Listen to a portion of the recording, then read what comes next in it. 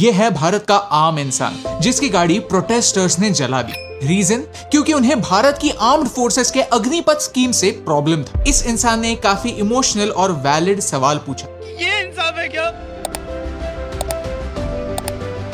700 करोड़ की railway property damage हुई, 60 train और 11 इंजन जलकर खाक हो गए, इसकी भरपाई कौन देगा? दिस मेड मी थिंक इस अग्निपथ स्कीम की सच्चाई लोगों तक पहुंचना जरूरी है। ये वीडियो 2 पार्ट्स में डिवाइडेड है। पहला पार्ट सिर्फ फैक्ट्स पर फोकस करेगा जो आपको जानने जरूरी है, और दूसरे पार्ट में मैं आपको बताऊंगा कि मुझे क्या लगता है। अगर आपको लगता है कि ये फैक्ट्स लोगों तक पहुंचने चाहिए तो इस वीडियो को शेयर कीजिए। सबसे पहले जानते हैं कि अग्निपथ स्कीम है क्या। आज भारत की आर्मी में एवरेज एज है 32 साल। भारत की आर्म्ड फोर्सेस को यंग लोगों की सख्त जरूरत है, इसीलिए इंडियन आर्म्ड फोर्सेस ने अग्निपथ योजना लाई है, जिसमें 17.5 साल से लेकर 21 साल के यंग और एम्बिशियस लोग अप्लाई कर सकते हैं। इन्हें भारत के अग्निवीर कहा जाएगा। ये एज लिमिट सिर्फ पहले साल के लिए 21 से 23 कर दी गई। ये ऑफिसर्स और सिपाहियों के बीच में एक नई रैंक होगी। पहले 6 महीनों के लिए ट्रेनिंग होगी और बाकी के 3.5 सालों के लिए एक्टिव सर्विस। नेवी और एयरफोर्स के लिए एक्स्ट्रा ट्रेनिंग भी होगी। पहले फेज में 46,000 यंग लोगों को भर्ती किया जाएगा और 4 सालों में ये नंबर बढ़ाकर 59,000 कर दिया जाएगा। इस पीरियड के दौरान उन्हें सैलरी भी दी जाएगी, जिसका सिस्टम आप यहाँ पर देख सकते हैं। इनमें से कुछ पोर्शन अग्निवीरों को इन हैंड मिलेगा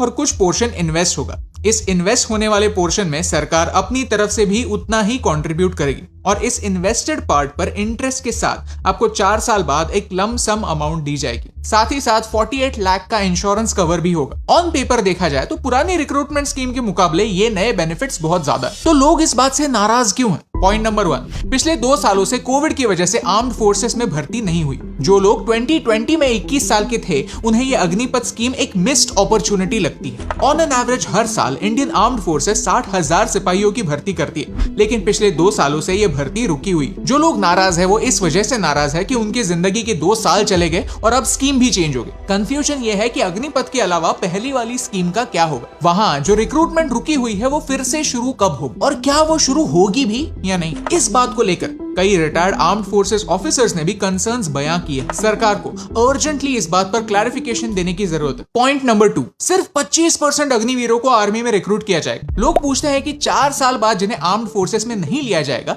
उनका क्या? बाकी के 75% का 4 साल बाद क्या होगा? उन्हें लगता है कि 4 साल बाद 11 लाख रुपए हाथ में आना सफिशिएंट नहीं। वो आर्मी को रोजगार के नजरिए से, एक गारंटी के नजरिए से देखते हैं। उन्हें ये जॉब सिक्योरिटी कहीं पर मिसिंग लगती है। पॉइंट नंबर 3, कुछ लोग कहते हैं कि हम इतने सारे लोगों को आर्म्ड फोर्सेस की तरह ट्रेनिंग देंगे, उन्हें आर्म्ड कॉम्बैट सिखाएंगे और फिर उनमें से 75% लोगों को छोड़ देंगे, तो ये लोग एक्सट्रीमिस्ट ग्रुप्स ज्वाइन कर सकते हैं। सवाल वैलिड है, लेकिन इसका कोई बेस नहीं, क्योंकि आज तक भारत का ऐसा कोई भी जवान नहीं है जिसने आर्म्ड फोर्सेस से निकलकर एक्सट्रीमिस्ट फोर्सेस ज्वाइन की हो। आपको नहीं लगता कि अगर हम आर्म्ड फोर्सेस की इतनी रिस्पेक्ट करते हैं तो उनके आदर्शों पर भरोसा रखने की भी जरूरत है? अब आता है प्रोटेस्ट पर। भारत दुनिया की सबसे बड़ी डेमोक्रेसी है और एक वेल फंक्शनिंग डेमोक्रेसी में प्रोटेस्ट के लिए एक स्थान है, प्रोवाइडेड वो प्रोटेस्ट पीसफुल हो। अगर प्रोटेस्ट करना जनता का अधिकार है तो उन प्रोटेस्ट को पीसफुल रखना प्रोटेस्टर्स की जिम्मेदारी। भारत की आर्म्ड फोर्सेस ने ये बात क्लियर कर दी है कि जिन लोगों ने ट्रेनें जलाई है, वायलेंस किया है, उन्हें इंडियन आर्म्ड फोर्सेस में कोई जगह नहीं। हाँ, उन्हें आर्मी में जगह जरूर मिलेगी, बस भारत की आर्मी में नहीं। उस आर्मी में जिसे भारत को जलता देख खुशी होती। इस बैकलैश के बाद गवर्नमेंट ने बहुत सारा क्लैरिफिकेशन दिया है, उसे समझते हैं। आर्म्ड फोर्सेस का स्टांस क्लियर है। उन्होंने फर्मली कहा है कि नई रिक्रूटमेंट स्कीम वापस पीछे नहीं ली जाएगी, क्योंकि हमें रिफॉर्म्स की सख्त जरूरत है। डिफेंस एक्सपर्ट्स ने भी कहा है कि हमें मॉडर्नाइजेशन की जरूरत है। हमने भारत की आर्मी पर एक पूरा वीडियो बनाया है जो आप यहाँ पर देख सकते हैं। साथ ही साथ यंग और एक्सपीरियंस लोग दोनों एक सही प्रोपोर्शन में होने चाहिए। तो इस नई रिक्रूटमेंट स्कीम के अंडर सरकार 50-50 रेशियो अचीव करना चाहती है। इसीलिए इस चेंज को भारत के सबसे हाईएस्ट रैंकिंग ऑफिशियल्स भी सपोर्ट कर रहे हैं। ये कोई पॉलिटिशियंस नहीं है, इनका कोई एजेंडा नहीं है। इन्होंने सिस्टम को हर दिन अंदर से देखा। सरकार ने ऑफिशियली एक डॉक्यूमेंट इशू किया है जो आप यहाँ पर देख सकते हैं। अग्निवीरों को एक स्पेशल बैंक लोन स्कीम के अंडर लोन मिल सकता है,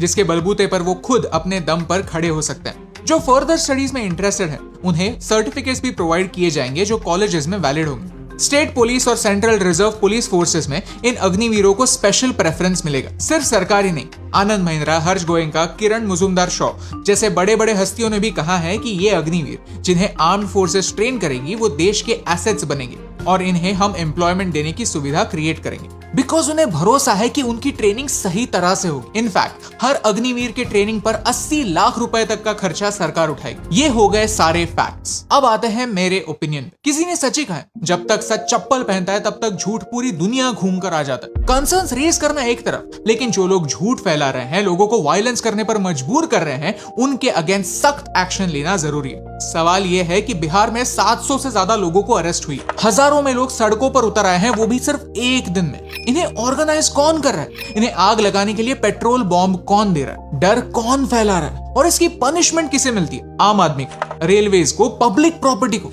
इंडियन आर्मी के ऑफिशियल पोस्ट पर लोग ऐसे भद्दे कमेंट्स करते हैं तो देखकर बुरा लगता है। साथ ही साथ ये भी देखकर बुरा लगता है कि आजकल कोई भी स्कीम हो, गवर्नमेंट की तरफ से उसका कम्युनिकेशन सही तरह से नहीं होता। किसी भी नए स्कीम को या रिफॉर्म को उठाकर ये कहा जा सकता है कि प्लान तो सही है, लेकिन एग्जीक्यूशन का पता नहीं। ये बात कब चेंज होगी? भारत एक काफी बड़ा देश है जहां पर कोई भी झट से लिया गया डिसीजन फेल हो सकता है। इसलिए नहीं क्योंकि वो डिसीजन गलत था, बल्कि इसलिए क्योंकि उसका टाइमिंग गलत था। हमें झटके से नहीं, लोगों का विश्वास जीतकर कदम उठाने की जरूरत है। 700 करोड़ की प्रॉपर्टी डैमेज होने के बाद डैमेज कंट्रोल मोड में जाने से क्या फायदा? थोड़ी समझ से, थोड़ी सूझबूझ से सारे प्लान्स लोगों तक पहुंचाना इंपॉर्टेंट है। उनके बेनिफिट्स के बारे में लोगों को कन्विंस करना इंपॉर्टेंट, नहीं तो एक के बाद एक ऐसे प्रोटेस्ट होते ही रहेंगे और देश जलता ही रहेगा। अगर आप हमारी बातों से सहमत है तो इस वीडियो को लोगों तक पहुंचाने में हमारी हेल्प कीजिए। अगर आप कोई एस्पिरेंट है जिन्हें इन स्कीम से एक्चुअल में प्रॉब्लम है तो हमें कमेंट्स में जरूर बताइए। Let's talk. भारत में अनएम्प्लॉयमेंट का एक बहुत बड़ा प्रॉब्लम है जिसके बारे में एक अलग वीडियो जरूर बनेगा। लेकिन एंड में मैं बस इतना ही कहना चाहता हूँ कि हमारे देश को पीछे खींचने वाले बहुत लोग हैं, लेकिन अगर हम अंदर से ही जुड़े ना रहे तो हम उनका काम आसान कर देंगे। हमें हमारे इंटरनल प्रॉब्लम्स डायलॉग से सॉल्व करने की जरूरत है, और यही इंपॉर्टेंट बात आप तक पहुंचाने से मुझे फर्क पड़ता है।